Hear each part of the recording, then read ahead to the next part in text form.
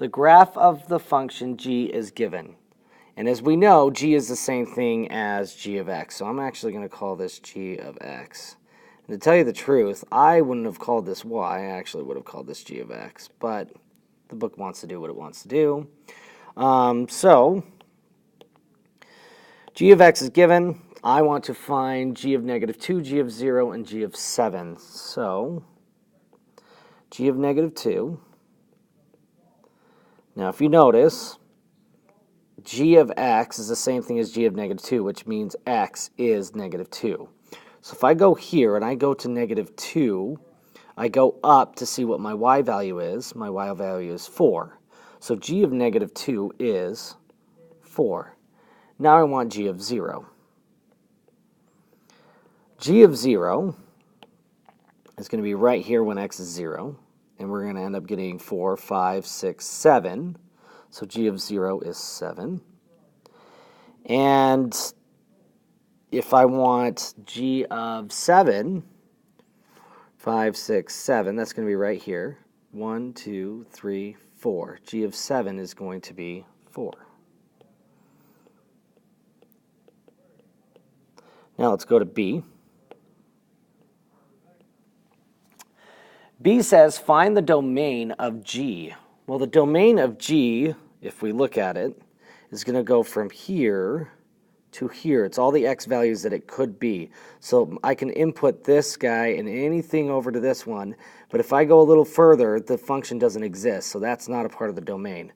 So it's going to go from negative 2 to it looks like 8. 6, 7, 8, yeah, 8. So it's going to be negative 2 to 8. And if there's not open circles, we know that it's included.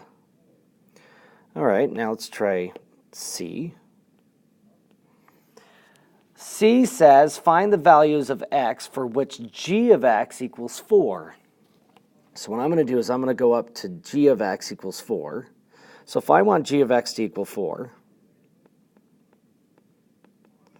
that means I want my outputs to be 4. And everywhere my output is 4 is going to be here, here, and here.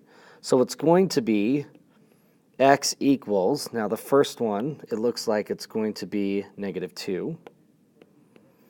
The next one is going to be here, which looks like it's going to be x equals 2. And then the last one is going to be right here, which is going to be 7. And we already knew that one, mainly because of this one right here. Now let's do D. D says, find the values of x which g of x is greater than 4.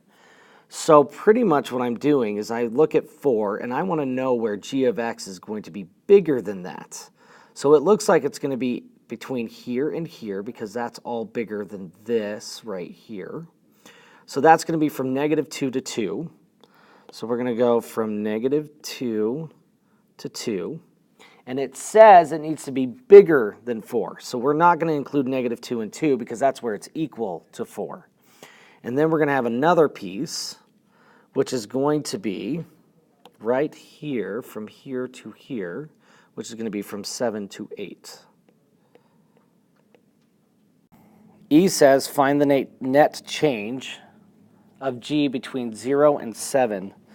So that pretty much means how much did I change in height from 0 to 7, which is going to be from here to here. So what we know is net change is going to be your final spot. So that's going to be g of 7 minus g of 0. So g of 7 is going to be right here. G of 7 is going to be 1, 2, 3, 4. And then minus g at 0, which is going to be right here, which is 7. So that's going to be negative 3. What that means is from here to here, I went down 3 spaces. And if you look, the beginning here and the end here, we went 3 spaces from here to here. So that's what that means.